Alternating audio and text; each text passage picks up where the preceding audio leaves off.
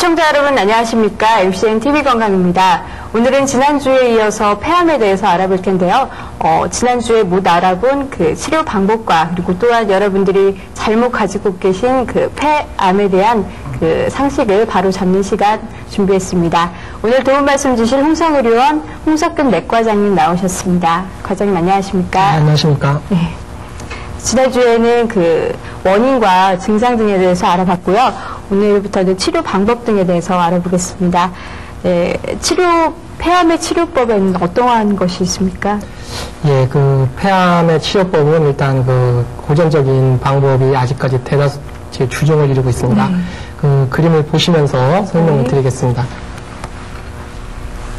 이제 폐암의 그 3대 치료 그 방법은 잘 아시는 그 항암제 치료와 그 방사선 치료 그리고 이제 수술적인 치료법으로 이렇게 나누고요. 요즘 들어서 이제 면역 치료라든지 그 유전자 치료 같은 것이 실험실에서 이미 연구가 되고 있고요. 일부 임상에 응용을 하는 그런 추세에 있습니다. 그렇지만 아직까지는 이 세 가지가 주종을 이루고 있고요. 그 아까 말씀드린 항암 치료라는 것은 결국 그 병기상 보통 3기, 4기가 주종을 이루고 있고요. 역시 방사선 치료는 그 말기 암 환자에서 뼈에 통증이 있어서 검사를 해봤더니 전이가 됐다. 그런 경우에 이제 방사선 치료로 통증을 완화시켜준다든지 수술 후에 같이 방사선을 쪼여서 병합요법을 한다든지 또는 항암제와 방사선 병합요법을 이렇게 하는 것으로 되어 있고요. 수술 치료 방법은 아까 주로 1기나 2기를 위주로 하고요. 일부 3기 초기에도 할 수 있습니다만은 대부분 1기와 2기 때 완전 절제를 목표로 하겠습니다. 아직까지는 이 세 가지를 서로 이렇게 조합을 해서 사용을 하고 있는 그런 추세입니다. 네. 이 병기에 따라서 또 치료 방법이 달라질 것 같은데요. 어떻습니까? 네. 예, 맞습니다. 그 병기에 따라서 치료 방법이 달라지는데요. 그림을 통해서 같이 또 이렇게 보겠습니다. 폐암의 그 병기에 따른 치료 방법인데요. 말씀드린 대로 1기와 2기는 주로 수술적인 치료를 하고요. 3기에는 그 항암제와 방사선 치료를 이렇게 복합적으로 시행을 하고요. 4기에는 주로 항암제에 아직까지는 의존을 하고 있습니다. 일부 방사선 치료를 통해 가지고 증상을 완화시키는 방법이 있고요.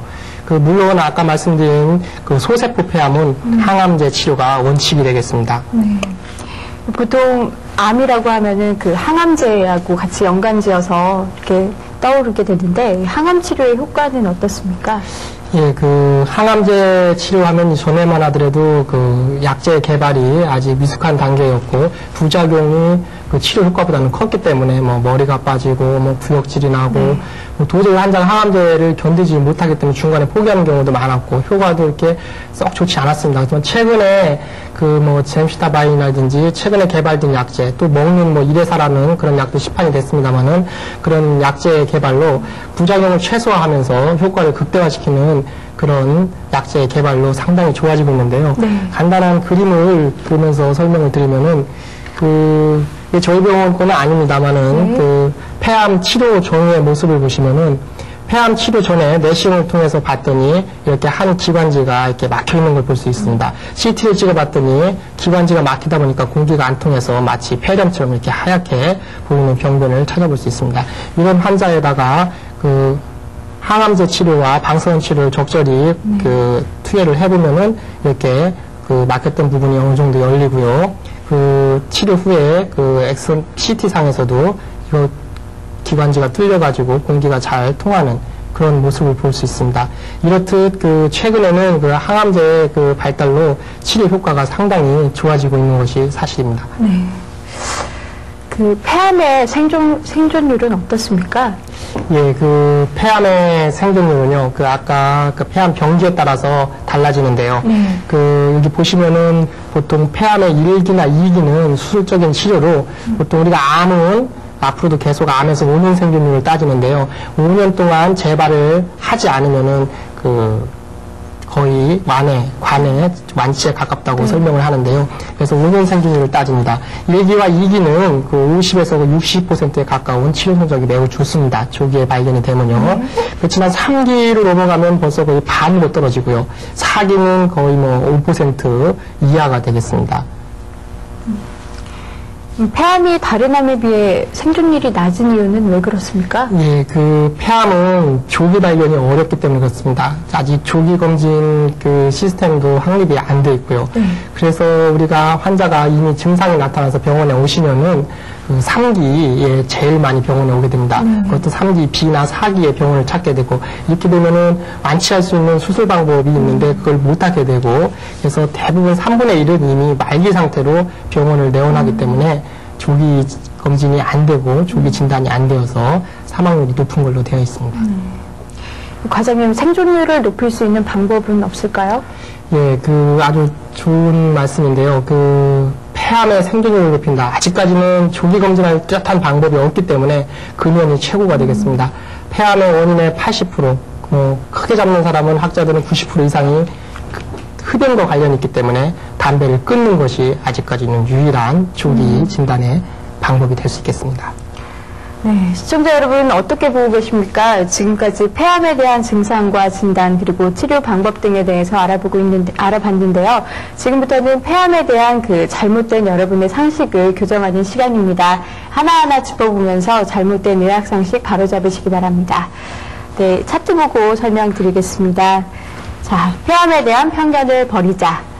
자, 첫 번째 질문인데요. 이 폐암은 치료할 수 있는 만성 질환이다. 예, 설명 부탁드립니다. 제 서두에 지난 시간에 말씀드린 그 만성병이다 폐암은 그때 잠깐 설명이 있었는데요. 그 고혈압이나 당뇨처럼 그 고혈압 당뇨 환자들이 약은 먹지만 완치되는 건 아니지 않습니까? 마찬가지로 폐암도 그 완치는 못 시키는 그 진행된 폐암도 완치는 못 시키지만은 항암제 치료나 방사선 치료를 하면서 특히 항암제 치료는 보통 한 달에 한 번씩 이루어지는데요. 병원에 가서 한 2, 3일 입원해서 항암제 치료 받고 오고. 그러면 아직까지 몸속에 암세포는 자라고 있습니다. 그렇지만은 그 약을 드시면서 항암제 치료를 하면서 계속 우리와 함께 하는 것입니다. 그러니까 만성병이라 이거죠. 불치병도 아니고 난치병의 단계도 이제 벗어나고 있는 것이 사실입니다. 네, 두 번째 질문을 살펴보겠습니다. 폐암은 수술하지 않고도 치료가 가능되는 경우도 있다. 예, 그렇습니다. 모든 암이, 폐암뿐만 아니라 모든 암이 반드시 수술적인 치료만 있는 것은 아닙니다. 그 항암제 치료라든지 방사선 치료라든지 기타 그 다음 시간에 나올 간암에서처럼 국소적인 치료 방법이라는 게 있는데요. 폐암에서도 아까 소세포 폐암이 많게는 30%를 차지한다고 했고요. 그것은 전적으로 항암제 치료에 의존하고 있고요. 사실 항암제 치료를 조기에 잘 받으면은 소세포 폐암 같은 경우는 치료 성적은 좋습니다. 그런데 이제 재발이 잘 돼서 그런데요. 그것처럼 폐암이 반드시 수술만으로 치료되는 경우는 아니기 때문에 그런 다른 치료의 방법이 있다는 것을 아실 필요가 있고요. 네. 세 번째 질문을 살펴보면요. 이 폐암을 섣불리 치료하지 마라. 예, 좀 이상하게 들릴지 모르겠습니다. 폐암을 섣불리 치료받지 마라. 물론 폐암을 치료하지 않으라는 뜻은 아니고요. 폐암이라고 진단을 받았는데 이것을 어떤 현대의학 입장에서는 그 양방적인 수술이나 뭐 방사선 치료나 항암 치료를 선호를 하고 그 시행을 해야 되는데 이거보다는 환자들 스스로 항암제 치료 받으면은 머리털 빠지고 뭐 욕질이 나고 그 이후 할아버지는 더 일찍 죽었다. 가서 그 대체요법, 그 대체의학이라고 하죠. 대체의학을 먼저 손을 대는 경우가 있습니다. 어떤 이상한 뿌리를 찾아서 먹는다든지 무슨 뭐 군뱅이를 삶아 먹고 뭐 상황버섯을 찾으러 다니고 그런데 그런 경우는 오히려 그 암이 진행되기 때문에 오히려 완치할 수 있는 기회, 근치할 수 있는 기회를 놓치게 됩니다. 그래서 함부로 그런 그 사이비 쪽에 그 눈독을 들이지 말라는 뜻입니다. 네. 네 번째입니다. 말기 폐암에 구판을 버리지 마라. 이것도 좀 웃긴 얘기가 될지 모르지만 아직도 이런 분들이 있더라고요. 여기 시골 병원에 와보니까 일단 암이다 그러면은 70대 이상 할아버지들은 뭐 큰 병원, 대학병원에 가서 구체적으로 진단을 하고 치료를 받고 할 생각을 안 하고 살 만큼 살았다. 뭐 암인데 어떡하냐. 집에 가요. 집에 가가지고 집에서 끙끙 앓면서 아이고 지푸라기를 짚는다는 심정 있지 않습니까? 그 심정으로 이상한 행동을 하시더라고요. 그렇게 이상한 그 무당들을 데려다가 굿도 하고 또 이상한 약, 뭐 개똥도 약에 든다고 뭐 이상한 그런 거에 손을 대고 하시는데요. 그럴 필요가 없습니다. 아까 말씀드린 말기 폐암 환자의 5년 생존율이 5%라고 했지 않습니까? 그러면은 95%는 설령 5년에 돌아가실지 모르지만은 5%는 5년 이상 살 수 있다는 얘기입니다. 그렇지 않습니까? 그러면 그 5% 속에 내가 들어가면은 나는 100%가 되는 거고, 그래서 용기를 잃지 말고 일단은 의사 선생님과 상의를 하고 일단은 치료할 수 있는 기회를 놓치지 말고 치료를 받으라는 겁니다. 그리고 나서도 도저히 안 된다 할 때 어떤 신앙의 힘을 빌릴 수도 있고 다른 그런 기적을 바라는 그런 치료를 할 수도 있겠습니다. 네.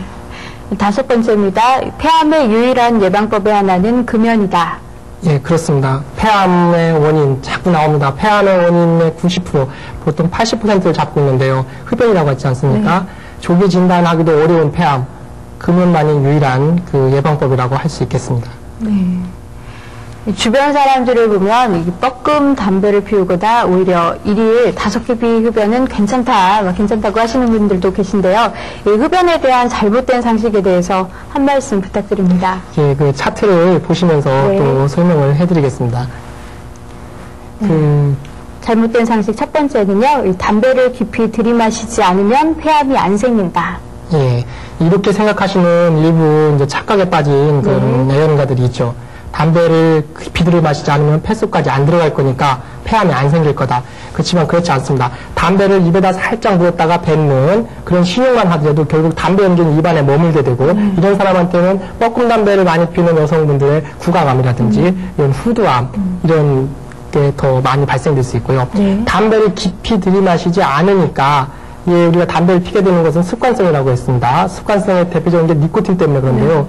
그 니코틴이 우리 몸에 충분히 안 들어오니까 뻐끔 담배를 피우지만은 개수를 늘리는 거예요. 막 줄담배식으로 쫙 한 3분의 1 피우다가 막 버리고 해서 그렇게 되면 아까 흡연 지수는 올라갈 수 있고요. 그러니까 하나를 충분히 빨아 피는 거나 뻐끔 담배 10개를 피는 거나 어떻게 보면 같다고 볼 수 있기 때문에 이거는 착각에 빠진 그 애연가라고 볼 수 있습니다.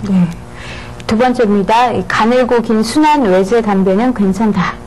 네, 이때 일부 여성분들이 이런 생각을 갖고 있고 실제로 외제 담배를 피는 경우가 있는데요. 물론 니코틴이나 타르, 우리가 순한 담배의 기준은 타르 양을 가지고 따지는데요.